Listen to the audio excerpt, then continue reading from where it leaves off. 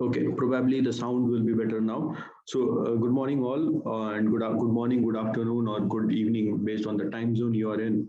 And here in India now it's evening, so good afternoon if you are from India. Now, to start with, my name is Vikas, and I have some 12 years of overall IT experience. Currently, I'm working with a big MNC here in Bangalore. I have 7 years of experience in this AWS DevOps things. I work as a senior cloud architect in my current organization, okay? And I am passionate about teaching, and this passion brings me here, and that's the reason why I do take classes whenever I have free time, okay? Now, the training which you are going to enroll for is slightly different from what you get in the industry. Now, in the industry, if you go around, you'll find a lot of training institutes, a lot of trainers, and a lot of stuff in the market. I say most of them are junk. Why? Because they teach you theory. They teach you lot of theory. And when you go for a interview, you go for a job, you go for a as a DevOps engineer to a team, nobody is asking you what is the full form of S3, what is the full form of AWS. What people are looking at is how can you solve their problems? Do you have hands-on experience? Do you have the skill to become a DevOps engineer? So this is what any company is looking at. So when you go to Google and say top trending technologies, you will find AWS and DevOps are there at the top 5. But the moment you go and start looking for a job, they will not ask that as a fresher you come, I will train you and then I'll make you a DevOps engineer. Or as an experienced guy, zero experience in DevOps. Nobody is looking for that. Everybody is looking for bare minimum 2 to 3 years of experience in 2 to 3 years experience in DevOps. Now, let me say I have 5 years of overall experience. This 5 years I have been working, one second. And this 5 years I have been working as a DB admin. I have been working as a tester. I am into non-IT. From where will I get this experience? More importantly, the knowledge. So here is where people like me become handy. People like me who are really working there in the environment, who see the production environment, who meet the client every day, who solve real-time real-time problems, can help you out. So the training is crafted in such a way that we hit real-time scenarios, or we talk about a real-time scenario problem statement. We take a problem, we solve that, and we solve, and in the process, we learn what are we trying to deliver to the client. So this will be a project-oriented training where the focus will not be on dumping you with a lot of theory, rather making you learn lots and lots of hands-on. So this training will have 80% of the stuff as practical and very nominal theory. That doesn't mean that I skip the theory part, I don't teach the theory. It's not like that. The motto here is to make you understand by making your hands dirty. So to start with, what we do is we create an account on AWS. So something like this, you will have to create an account. So this is my account and I have created it using my credentials. So the first thing what you have to do is you have to create an account on AWS. Okay. Now, if you want to create an account, just come here to Google and say, I want a free account with AWS. Just say, I want a free account for training. So it will come and it will drop you to this place, AWS free tier. If you click here you can create an account for yourself. You will get few services which are always free, few services which are free for 12 months, few services which are free as a trial basis. Okay, so this is what you get. So this is the description of what all you get as free. So you will need a valid email address, a valid phone number, and a valid credit card or a debit card, so that you are authenticated by the AWS platform, and then you get an account like this. And on this account, you get a list of services. See, if you click here, these are the services which you get on AWS. It can be compute, storage, database. Let me say I'm interested in data analytics. I'm interested in business applications. I'm interested in IoT. I'm interested in networking. I'm interested in developing, or I'm interested in game development, robotics, blockchain. So everything is available here. So based on your interest, you can pick a platform and you can get started. Now let me say I want to learn DevOps. We can learn DevOps from here also. Okay. So this is about AWS. Now, this entire training has been crafted or has been divided into three parts. The first part is where we talk about shell scripting, Unix, and Linux. Okay, so as a prerequisite, you will need all these things. You will need a little bit of shell scripting, little bit of Unix and Linux. Okay, so the first few classes we concentrate on building the basics. If you know the basics, very good, no need to worry. But we as an institute, we start from the very scratch. Reason being, I don't know your background and you may be a very good Java programmer, but you don't know how to write a Unix code, or you may be from an admin background, you don't know how to write Unix. So we assume that you don't know anything. So we start from the scratch, and there is where we start with Unix, shell scripting, and Linux. Once that's done, we move towards DevOps, and in DevOps, we start learning the tools. Okay, then we move towards AWS, and then we go for the AWS thing. Now talking about DevOps, now many people are there in this industry who don't know what is AWS, who don't know what is DevOps, and they have spread a lot of rumors like DevOps is, it's not a role, it's an organization, or DevOps is a separate team, DevOps is a tool, DevOps is just writing scripts. No, it is not like that. Hi. So it is not like that. DevOps is not only about tools. It is not only about scripting. Rather, DevOps is a change in the mindset. When I say change in the mindset, we as a developer, we as a software engineer, or anybody for that reason who is working in the software industry, is working to deliver a product to the client. Okay. Now let me come to this life cycle thing.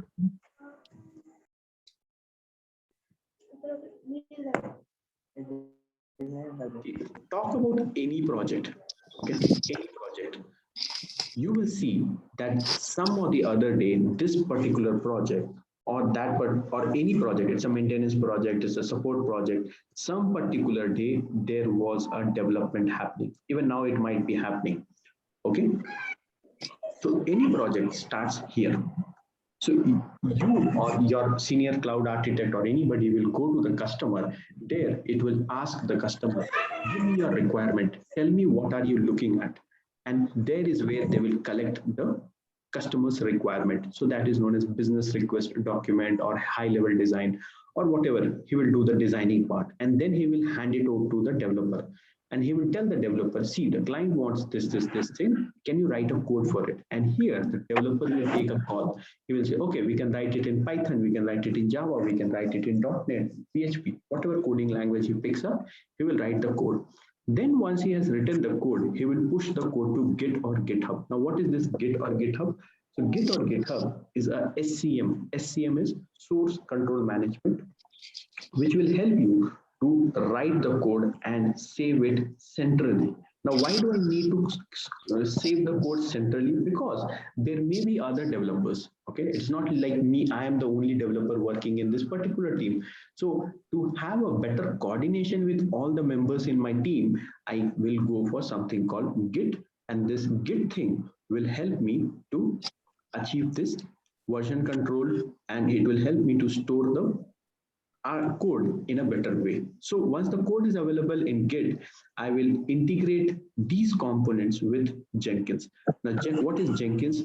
So when I say Jenkins, Jenkins here in DevOps is the heart, or it is there at the center of the CI/CD pipeline. So Jenkins is going to, or we will integrate our Jenkins with tools like Gradle, Maven. So whenever I integrate this thing with Gradle or Maven, automatically build will happen. So what is build? Build is nothing but you compile the code. You take care of the dependencies and you compile the code. So we learn what is Maven. Done. Once the code is compiled, it means it is syntactically okay, but is it functionally correct? Is it doing the stuffs which it is expected to do? So we will do testing. So for testing, we can use tools like Selenium or JUnit or anything like that, and we end up doing testing. Once the testing is done, Okay, we are done with the first phase of our code development, which is the CI part. So this part is known as CI. So this is CI. What is this CI? Continuous integration. So continuously you are changing the code. Continuously the code is getting pushed into Git. Continuously the code is getting deployed. So continuously the code is getting built, tested, and ready to be deployed. Then the second phase comes, which is known as CD, which is continuous delivery or continuous deployment. Now here we will start learning tools like Ansible, which will help us to deploy the code automatically. We will start learning tools like Docker, where we start learning what is containerization. And when we talk about containerization, we will start talking about Kubernetes, where we start talking about containerization or management of this containerization, how to manage the containers. Okay. Vikas sir. Yes. Just a second, sir. Guys, please turn off your, please turn on the mute buttons, so it will not be get disturbed to other people.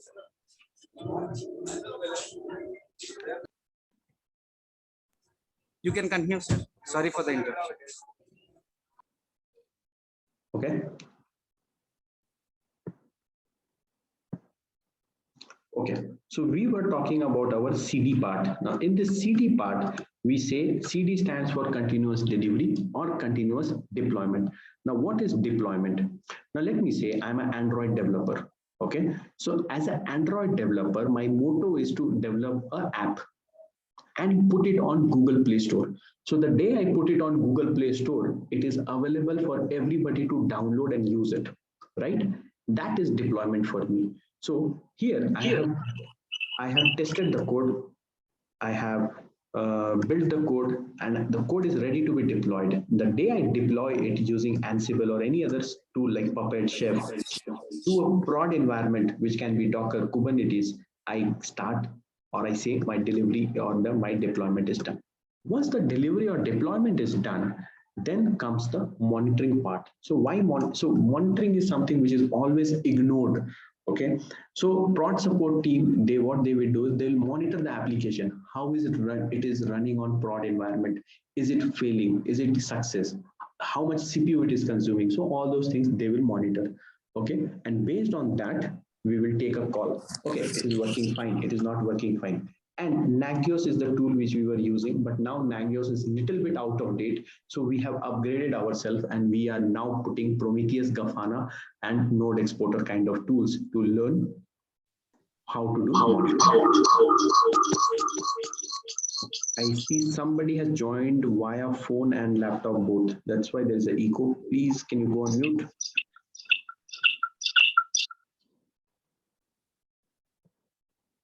Okay, so I was talking about the CI/CD pipeline. So when we start the training, okay, we start from the very scratch. Means we will start from here. I will give you a requirement, okay, and with that requirement, we start development. We start with a hello world program. We write a very small program, put it into Git, then integrate our Jenkins and Git together, then integrate Jenkins and Maven together, integrate Jenkins and Selenium together, and then we do the CI process. Once we are done with the CI process, we start with the CD process. And this work will happen day in, day out. So we do something like this. So it keeps on going, keeps on going, keeps on going. Are these tools only the tools which we are talking about, or there are other tools also? There are other tools. Like if you go here, you will see there are a lot of tools available in the market. Lots and lots of tools available in the market. Can I learn all of them? No. Do I need to learn of all of them? No. You need to pick the major ones and concentrate on them, like Git, GitHub, Jenkins, Maven, Selenium, Jira to raise a ticket in case there is a failure, SonarQube to do code quality analysis, JFrog, Artifactory, Nexus, Ansible, Docker, Kubernetes, Nginx, HTTPD server. So there will be some 15 plus services of DevOps which we will be learning. Then we will learn a little bit of coding via Python and Java. We will do all these things on a Linux and a Unix environment. And towards the end of the session, we will automate the entire infrastructure using Terraform. So we learn what is Terraform. So with Terraform, there is a concept of infrastructure as a code. So we will learn about that. So I spoke about DevOps and I said DevOps is a cultural change. DevOps is a change in the way of how you think. DevOps is the change in the way how you develop the software. So I will say DevOps is a change in the culture. It is all about automation. Now we implement the best practices of the tool. Like Jenkins, I know can be used for integration. Kubernetes, I know can be used for container orchestration. So I start using those tools and I avoid manual work. And here I bring agility to my team. Means today, if the client says, I want this, I don't want that, then I can quickly adapt, I can quickly change. So today, when I talk about the current market scenario, time to market is very important. Means how quickly can you develop, and I need a quality product. It's not like you're developing it on a fast, no, on a very quick notice. It means that you will develop anything. I need something which is very good in quality, which is flexible, and I want microservice based architecture. Okay, and I want it fast. So all these things are only and only possible if you start using DevOps methodology. Is it like DevOps came all of a sudden? No. So earlier, 10 years, 5 years back from now, we were using waterfall model. And in waterfall model, we were using monolithic application, means one single big software we were developing. One fine day, we will deploy it to the server, the physical server. And then if there are problems, we'll sit and fix it. It used to take like 6 months, 10 months, and then it had its own problems. So what we did is we moved to Agile. Now in Agile, the same monolithic application, but we break into small pieces. We say, okay, in sprint 1, we will do this. In sprint 2, so sprint is nothing but we take a task for 2 weeks, 3 weeks, and say, okay, in these 2 weeks, I will do this kind of work. But again, here we were using virtual machines and we used hosted environment. The problem is still it is time consuming. And another problem is there is a lack of coordination between the developer and the operations guy. So what we did is we moved to a new methodology, which is DevOps. And here we talk about microservice architecture. When I say microservice architecture, I want to say that if you see Uber or Uber app, which is used to do cab booking and all, it is a combination of small microservices. Like you have one microservice for knowing the location of the driver. You have one microservice to know the payment details. You have one microservice to give feedback for the driver. You have one for your own profile. You can have your own profile, like your credit card details and all thing can be stored. So small microservices are brought together to make one big software. And these microservices are loosely coupled. When I say loosely coupled means they can talk to each other. But if one of the microservice fail or one of the component fail, the others can work independently. So we deal with that kind of architecture. We now start talking about containers, we start talking about Docker containers, we start talking about Kubernetes, and we are doing all these things on cloud environment. Why cloud? I will just come to AWS and we will talk about cloud, what benefit I get when I move to cloud. So when I say that there is a lack of coordination between dev team and prod team. So developer, as a developer, he is only aware about his code. He doesn't know what is happening in prod side. The prod guy is simply running the code. You give him the script, he's simply running the script. He's not aware what is there inside the script. So basically there is no coordination between both of them. So tomorrow, in case there is a failure, both start fighting. They say there is a problem from your end, he says problem from your end, and at the end of the day, you see the customer is getting the problem. So DevOps says, why do you have to do all these things? Let's bring our development team and operation team together. Let's work in collaboration. So there are a few terminologies which you will come across many times.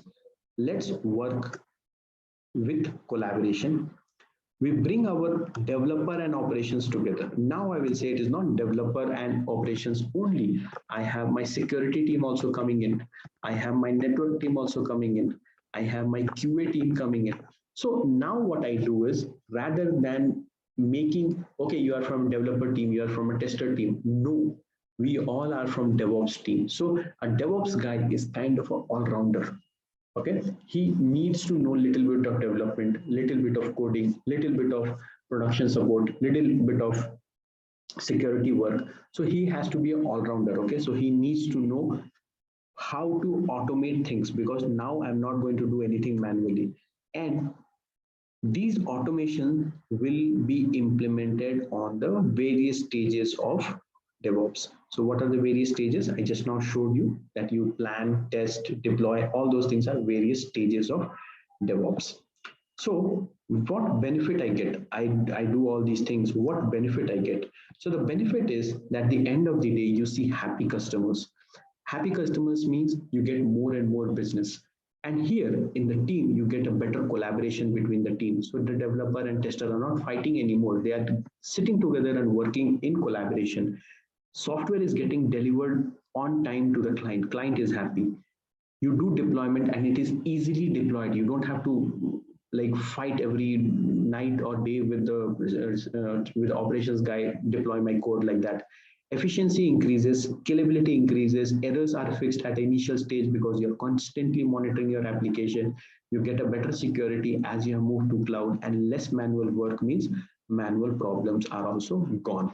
Now, seeing this benefit, what happens is most of the companies, but at this point of time, only 29% of the IT companies have moved to DevOps. And there is a big buzz in the market. There is a big gap in the market. So there is a big supply demand gap. When I say supply demand gap, I'm simply saying that the requirement of quality DevOps engineer is very high. So I know people who have like 4 years and 5 years of experience, and they're getting paid like 30 lakh, 40 lakh per annum because of their skill. If you go for a technology like Java, even if you're a very good guy, okay, what will happen is there are already so many Sir, Java developers. hello, sir. Yep, Sir, yep. what is Java? What Java. is Java? Java is a Yes, sir. programming language. Java is a programming language. Okay, sir. Sir, sometimes so define please, sir. Java is word. Okay, I'll come to you. Give me 2 minutes. I will come to you. Okay, I'll finish this and I'll take questions. Okay, give me 2 minutes. Okay, so if you are from a Java background, or let me say you are from some technology which is very backdated, like you are from, let me say, .NET, or let me say you are from some very old technology. So there you will have the skill, but you will not have those many openings there in the market. But here in DevOps, at least, the demand is huge. Means if you are a quality DevOps engineer, you will get good handsome salary, and it is ever growing market, because still only 29% of the companies have adapted or have implemented DevOps.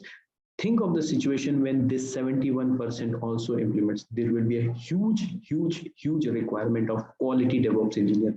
I am always focusing on this word quality. Anybody who goes to YouTube, or anybody who goes to a tutor and he gets all the theoretical knowledge, comes and says that I am a DevOps engineer. No, you need a practical hands-on knowledge. Unless and until you have that, you are no value to the organization. You will not be able to pass the interview. You will not be able to pass the certification. You will not be able to go to the organization and do work. Okay, so if you want to become a DevOps engineer, you need to know the tools like Git, Jenkins, Docker, Kubernetes, Ansible, monitoring tools like Nagios, Prometheus, Grafana. You need to know a little bit networking, like how to establish connections between one port to another port. Then you need to know the people management skill, because at the end of the day you will be dealing with a lot of people. You will need how the process works. You need to know how to talk to customers and all. So all these things are okay. You need cloud awareness. You need to know how to adapt all these things on a cloud environment. So as I told you, that this training has been crafted in such a way that we start from the beginner level, we take you to the next practitioner level, then we take you to the proficient level, and then at the end you become a champ. So this training, when once you're done with this training for 2.5 months, then in this entire tenure, every day you learn some or the other thing. And at the end of the training, you feel very, very confident because you are at this level and you have learned a lot of things. So this is all what I have from DevOps side. I'll go for AWS separately. Okay. And in DevOps, what I generally do is I'll tell you. So DevOps, as I told you, is a methodology. When I say it's a methodology, it can be implemented in multiple ways. Is it like only one way to implement it? No, that's not the case. You can implement it in multiple ways. One is the open source one, which I just now discussed, where you start using Git, Ansible, Docker, Kubernetes, Prometheus, Grafana, all those things. The other one is AWS-way, where you have services of AWS like code build, code deploy, code artifact. So there are services of AWS which you use and you implement this thing. One more thing which has picked up market very fast is Azure DevOps, ADO. So Azure DevOps pipeline is something. So I will cover this also, Azure DevOps pipeline. So the same thing I will show you how to implement in 3 different ways. Once using the open source, where you start using Git, Ansible, Docker, Kubernetes, and other tools like some 13, 14 tools will be there. Then in AWS, how you can implement that on AWS level, and then how can you implement on an Azure level. Okay, so this will be a full-fledged training where we start from the scratch, teach you about the project from the very first day, and at the end of the training, you can easily assume or you can easily portray yourself as a candidate with 2 to 3 years of experience. So if you have 5 years of experience, I'm just giving you an example. If you have 5 years of experience, you can easily say that 2 years I have worked on my previous technology as a network administrator. From last 3 years, I have been working as a DevOps engineer, and this is what I have done.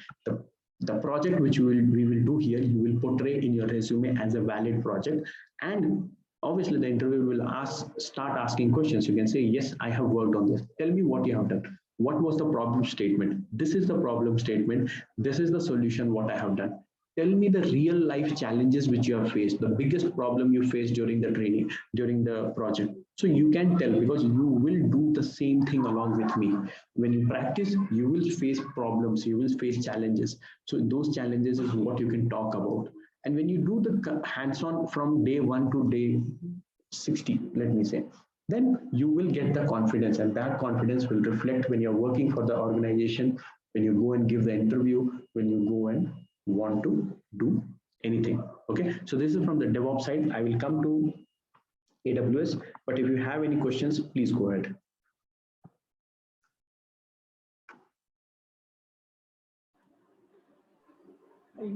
Hello, I'm Raj. Yeah. Your voice is on the lower side. Can you be a bit louder? Yeah, I am Raj here. Can you hear me now? Yeah, it's okay. Okay, fine, thank you.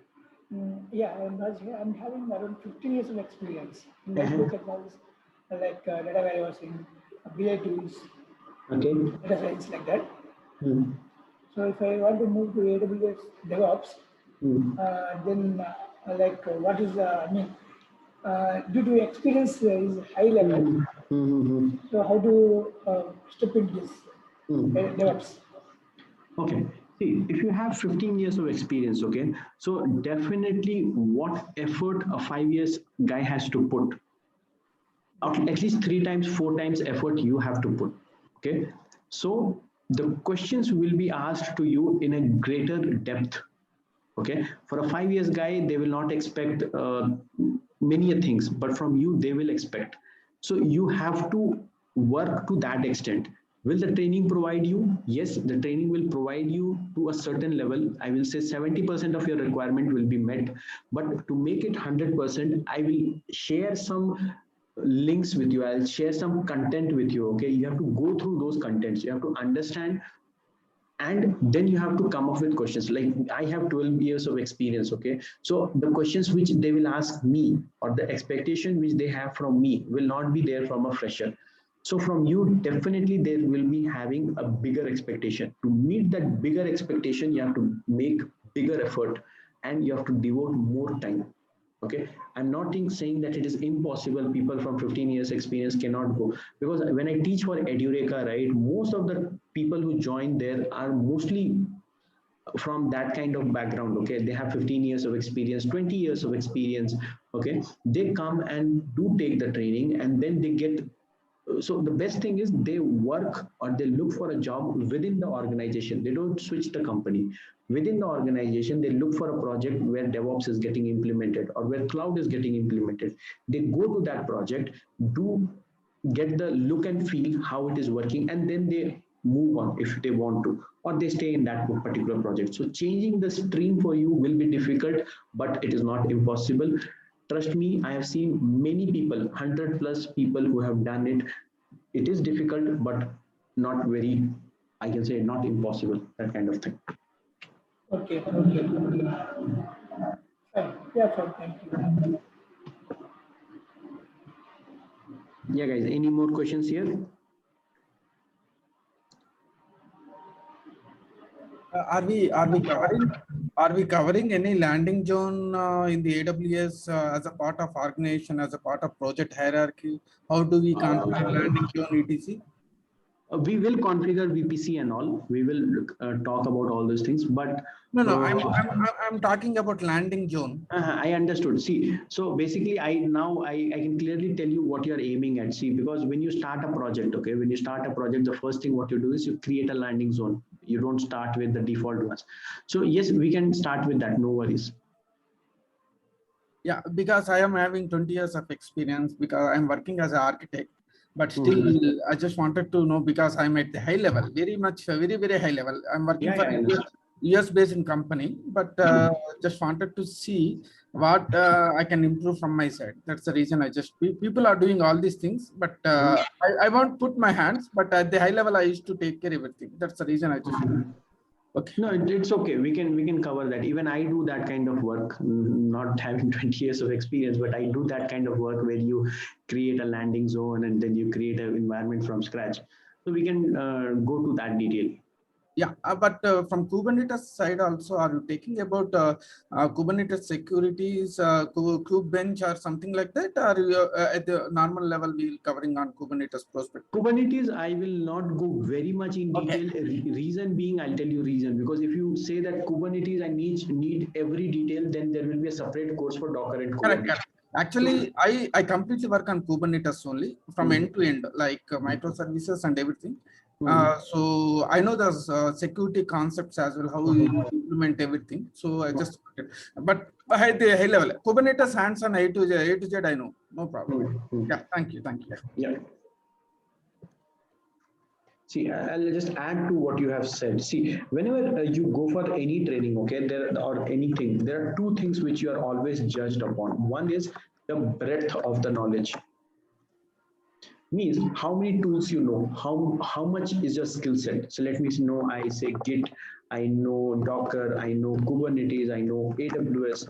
The second thing is how deep you know one particular thing. So I can become a Kubernetes expert like that. So the depth I will not go very much deep inside these topics. Reason being, as I told you, if I go very deep inside, this alone takes 60 days, more than that. Yes. Because I was working as a SRE architect, basically. So even I am CCAD certified, so I know all these things. So this thing alone takes like 60 days. And we have separate batches where we just talk about Kubernetes. Okay, but to keep the entire crowd into business, what we do is we talk about the breadth of the service. Yes, we go in detail, but we don't go in very deep detail. So we don't only focus on one tool, but we focus on the entire basket of the tools. Yeah. Any more questions here?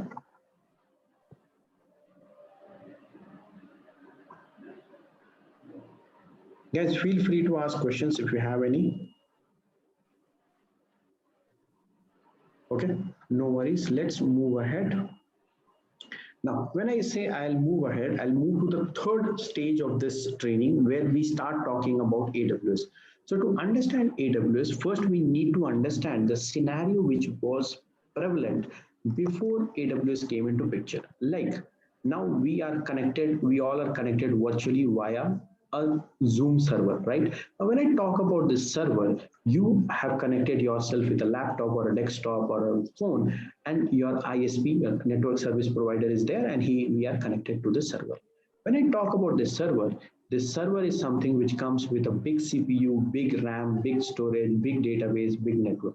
At the end of the day, it's a costly affair to own a server. Now, the scenario which I'm trying to discuss here is that let me say I am a company or I'm a startup who is looking to set up a company. Now, because I'm looking to set up a company, I have to or I had to buy servers. Buying servers is a costly thing. I don't have money. Still, I have to somehow manage and buy the servers. Once I have bought the server, will I be in a position to start?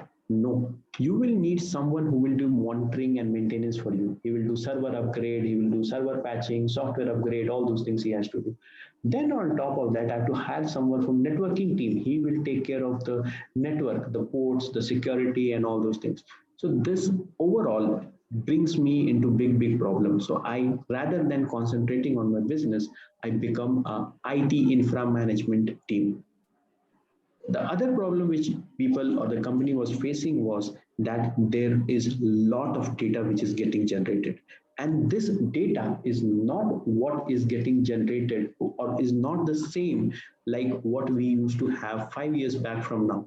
Today the data what we are getting is semi-structured or unstructured. To collect this data, to analyze this data, you need a modern technology. A year-old technology or 5-year-old technology cannot handle all these things. So, one second. So, what is cloud? So, I just now spoke out the problem. Like you have to do the infra setup, you are dealing with a different type of data. So now cloud comes into picture and says, so what is cloud? A very good example is your Google Drive. You can store the data from anywhere, you can access your data from anywhere, and you can process that data from anywhere. You need not say that, okay, I'll go to my home and then I'll connect to my laptop and then only I can do it. You can do it from your mobile. Another example is Netflix. If you want to watch some movie on Netflix, you can watch it from anywhere. You are traveling, you're in your hometown, you are in your office, you can see it from anywhere. So this is what cloud means. Access your data from anywhere.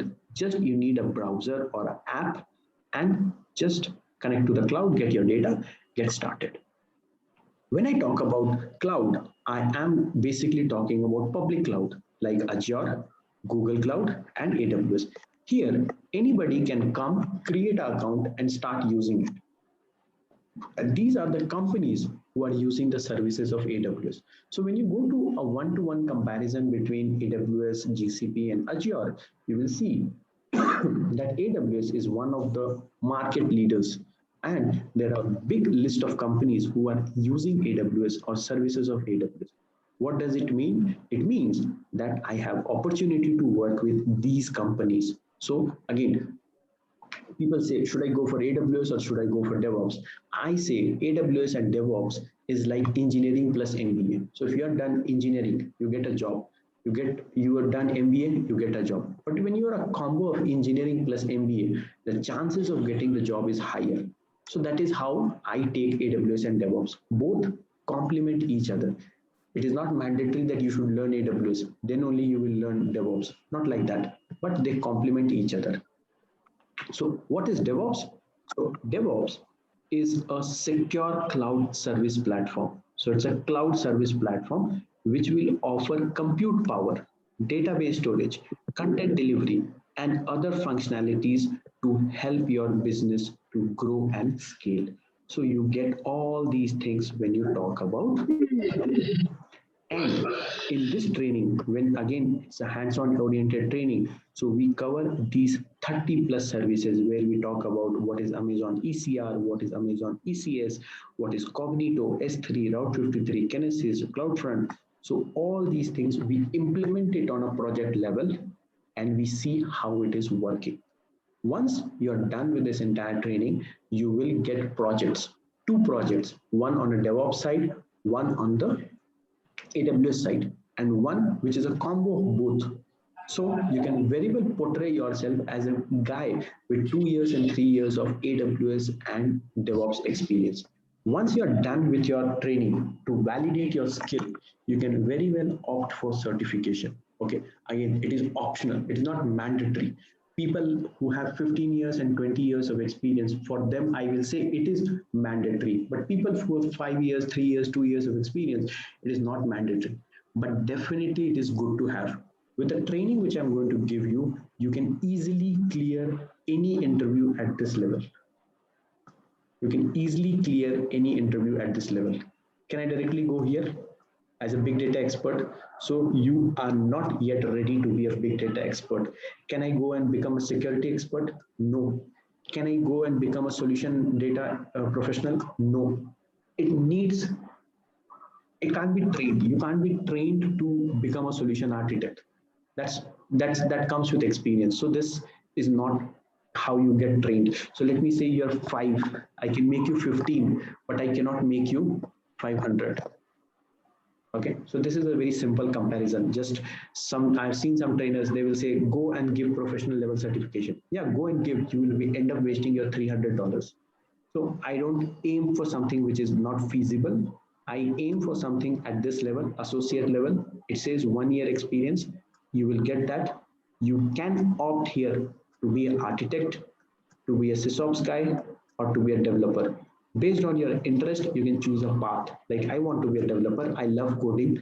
I don't like coding. I want to be on a design side. I will opt to be a solution architect. I love DevOps. I should go for SysOps associate. So this is what I have in my entire training.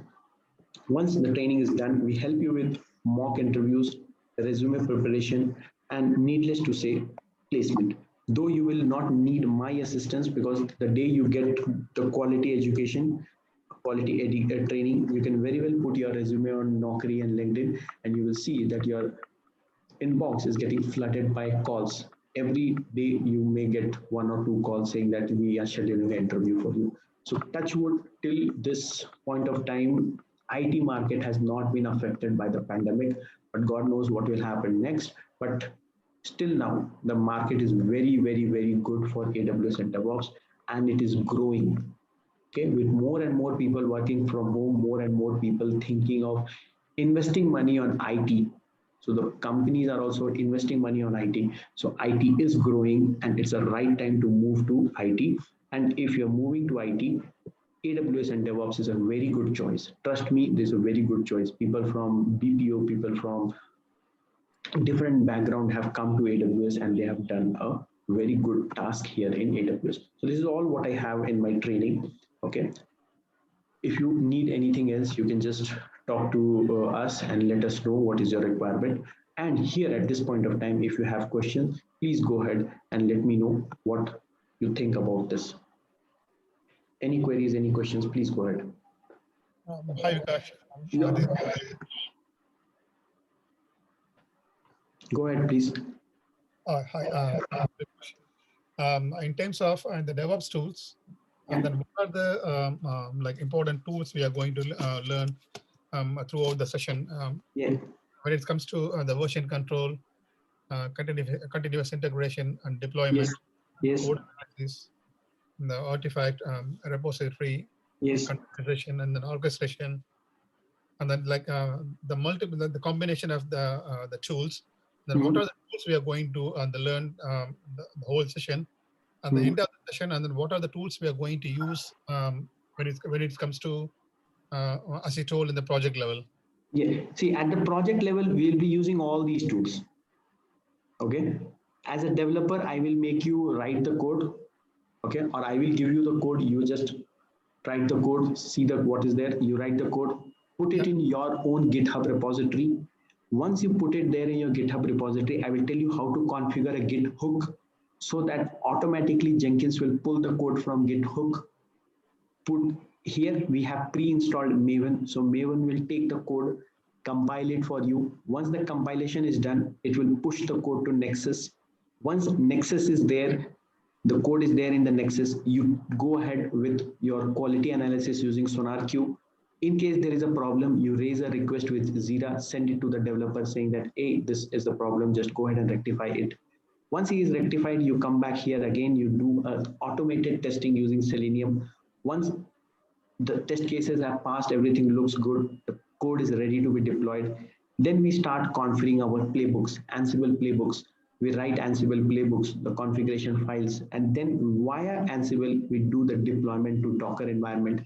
In Docker, we will learn what is a Tomcat server, what is an Nginx server. In Nginx server, we will learn what is reverse proxy, how to do load balancing and Nginx and all, HTTPD server, DB server, all these things we'll learn. And then once we're done with Docker, we will learn about Kubernetes, why Kubernetes is coming into picture, what benefit I get when I go to Kubernetes and all. And then at the end of the day, I will monitor this entire application using a tool like Nagios or Prometheus, Grafana, and Node Exporter. Obviously, I will need little bit knowledge of Java, Python for coding if you need. Then Linux and Unix is for the basics. And when I talk about Linux and all, I will be talking about Ubuntu and Red Hat. At the end, if you want to automate this entire infrastructure, we will learn how to write the entire infrastructure using Terraform. Okay, so Terraform automation is what we will do, and we will use AWS platform to implement all these things.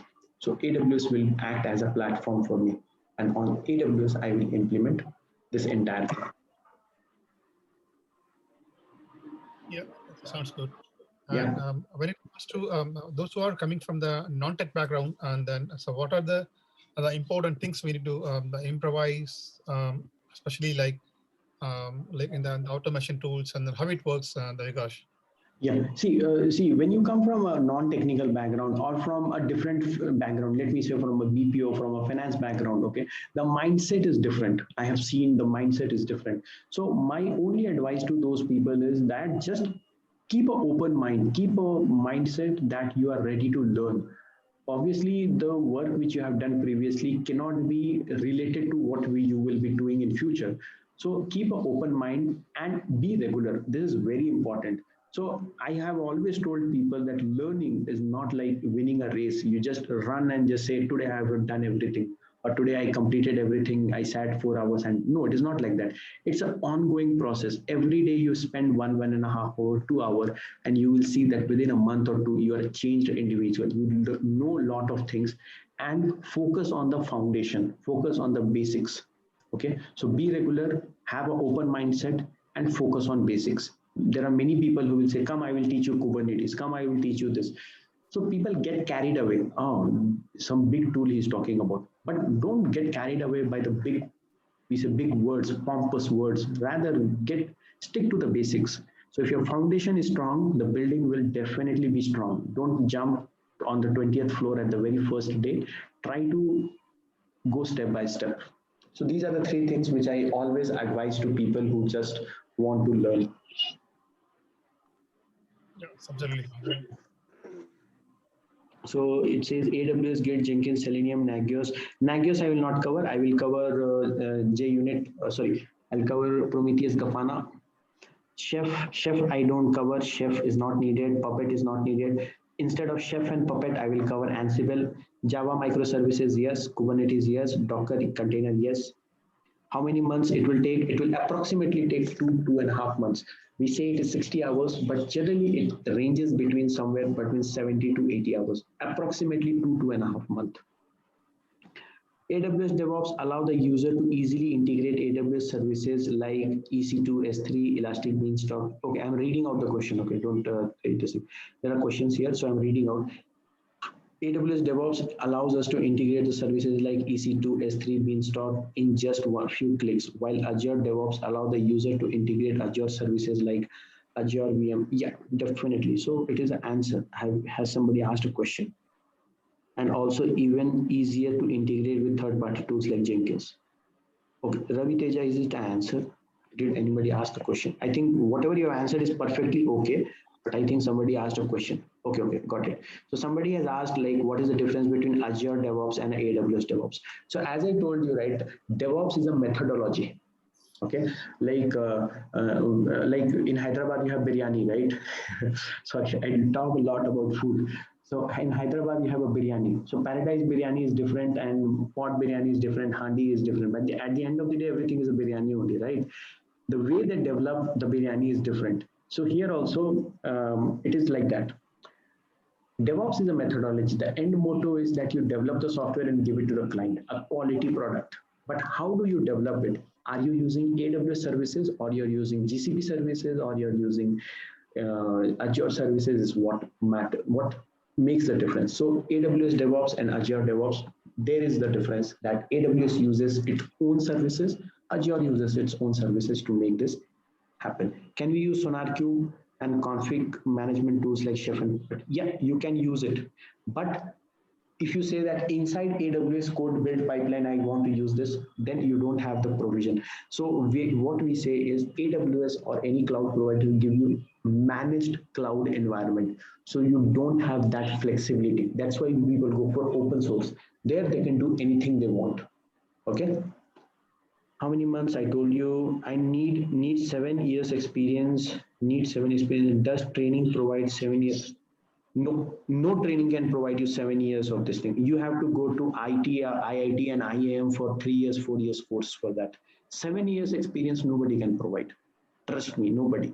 And within 2 months, 3 months, though, definitely no. I mean, fresh DevOps who is, so it can't go like that. So Kumar, you are asking like 7 years of, with the training, you get 7 years of IT experience? No. Never. Not seen it.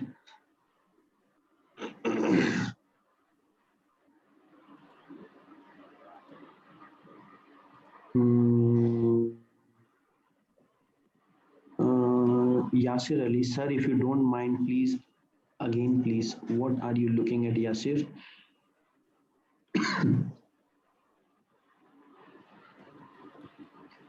Okay. Sorry. So pod is the smallest unit of work on Kubernetes. Okay, somebody have answered it. Vikas Anand has answered it. Thank you, Vikas, for answering that on my behalf. What else? See which one you prefer. So me, if you talk about me, okay, I started my career with AWS. So I always prefer AWS. Any given day, somebody says which one is better, I will go for AWS. But again, it's an individual choice. Many a times you will see there are many services which is good in GCP, like GKE. My personal choice is anything related to Kubernetes, go for GKE, which is a GCP service. When you talk about DevOps, I prefer Azure DevOps because it is easy. But when you talk about other services like S3 and EC2, I feel AWS is much better. It's a mature cloud. It's a mature cloud. So mature cloud means the services of AWS are like you can pick it and put it on the product level. So that is that powerful. So again, it is personal choice of people who they want to prefer over what. It is like whether you like a Maruti car, or you like Hyundai, or you like Varna, or you like BMW. So people will have their choices, and based on their own things, they will make a choice. So it's all like that. At the end of the day, most of the services in all the three major cloud providers are same. Little bit here and there can be. Okay. So any more questions here? I see a raise of hand. Guys, if you have any question, please go ahead. Please, can I have the project details, like what tools and what application, how much time? Okay, I have covered this, no worries. I will take it again. So when you talk about project on DevOps side, we will cover all these things. Git, GitHub, Jenkins, Maven, Nexus, Selenium, SonarQube, Jira, Nginx, Tomcat, HTTPD, Docker, Ansible, Kubernetes. Terraform. Can you go on mute, please?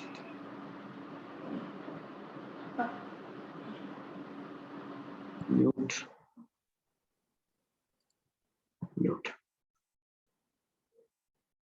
Okay. So if you're talking on DevOps side, these are the tools which we'll be covering.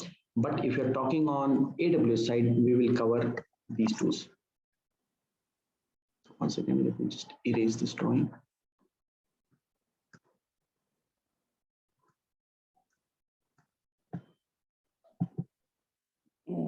EC2, ECR, ECS, Beanstalk, Lambda, load balancing, CloudFront, pipeline, KMS, code build, all those things will be covered. Okay. So this project will implement everything on end-to-end scale. And approximately it will take 2.5 months. Do you know what is ingress and why we set ingress part? Yep. Ingress, egress, everything will be covered when we go for Kubernetes. Only project duration. Project duration will be around 2.5 months. 60 hours is generally we say, but generally it gets extended like 70 to 80 hours. So 2.5 months is the duration, what you can expect. Apart from AWS, only dev tools, how long it will take to cover dev tools, okay, DevOps tool. See, generally how it works is 30, 30 and 10. 30, 30 and 5. So 30 hours for AWS, 30 hours for DevOps, and 5 hours for Docker, 5 hours for this thing, what do you say? Unix and all. So this is how we divide. But then again, means 5 months. No, not 5 months. 2.5 months overall 2.5 months. 60 to 70 hours is what we target at, but again it depends on the student. If the student is like, let me say, not able to understand, I'm talking about the entire batch. If the student is not able to understand, then we go slow. But the students are saying, no, we are comfortable, then we can take a good amount of pace and we can cover it at a faster way. But again, the end result is that the student should understand. It should not be like a bouncer that it is going here and there. So yes, you will get 2 projects and approximately 2 months. Not, you can't say exactly 2 months. Daily recordings will be shared with you so that once you're done with the class, or if you have missed the class, you can very well go with the recording, and that recording stays with you lifelong.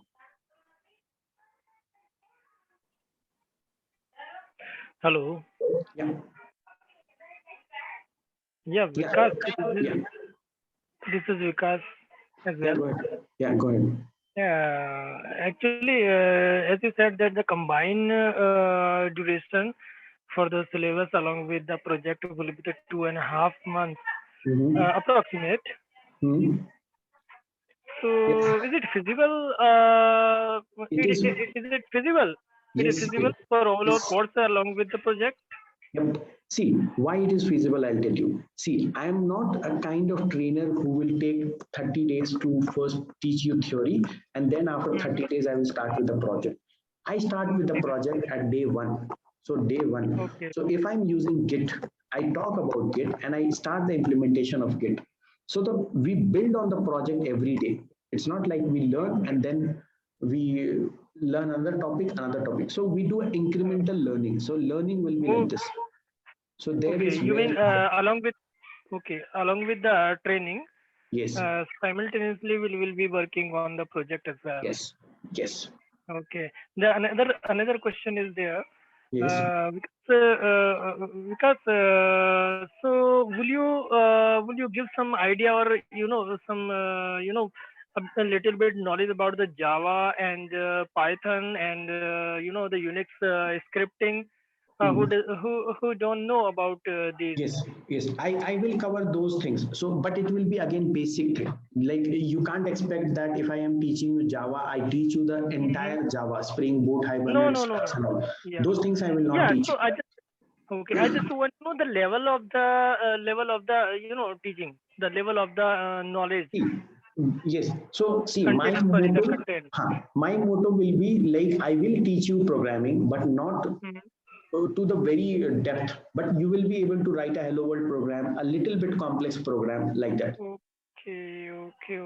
When I say I will do a web deployment or a Tomcat deployment, so I should be able to design that simple website which I can deploy on Tomcat. So that kind of deployment I'm talking about. Okay. When you say that I'm working with a Docker component, so I'll tell you how to do a Node.js, how to create a Node.js project and deploy it on Docker, how to containerize that. So that kind of teaching I will give you. Okay. Okay, fine, Vikas. Thank you so much. Yeah. See, it is like your driving school. When you go for a driving school, okay, they teach you how to drive. They make you comfortable so that you take the car and then you come on the highway. They don't teach you on the highway. It's as simple as it is. Okay.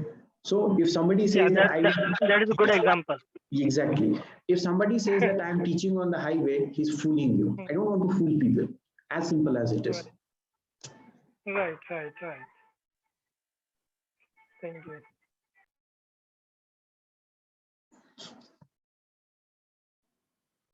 Okay. I see a few questions. I'll take those questions now. So, need 7 years of experience. One more question. Yeah, please go ahead.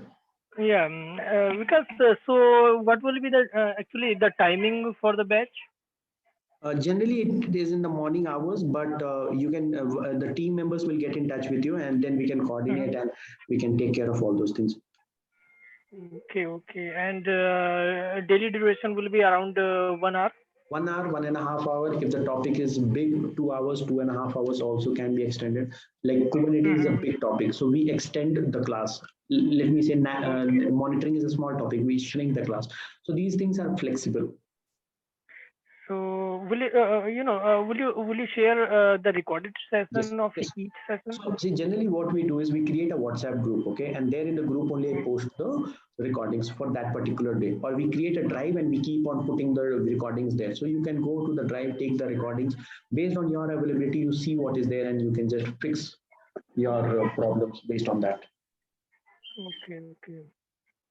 From the device, from the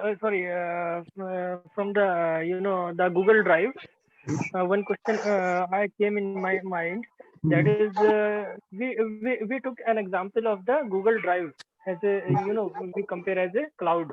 So if we have been using the Google Drive and right now the another concept is the cloud.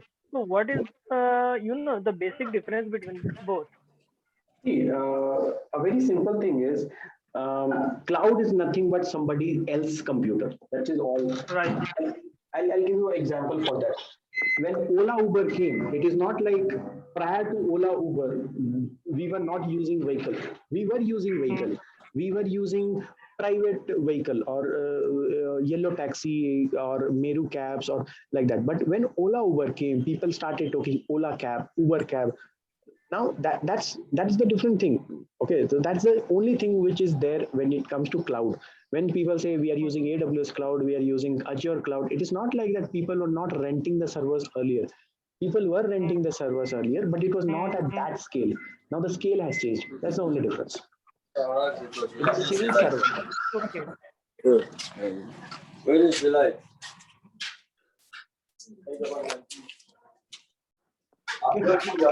And guys, so we'll stop here now, okay? And then project duration, I told it will be some 70 hours. You need a project-based training. Yes, it will be a project-based training, and you will get the project. Okay, fine, guys. So we'll stop now.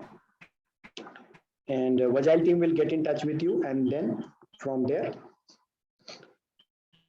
only project, then yes, we can you can talk to the team, and the team can get in touch with you and let you know how to get only the project. Okay, fine, guys, see you.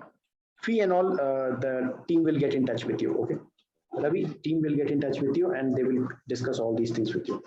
Fine, guys, see you. Bye bye. Okay, thank you. Thank you.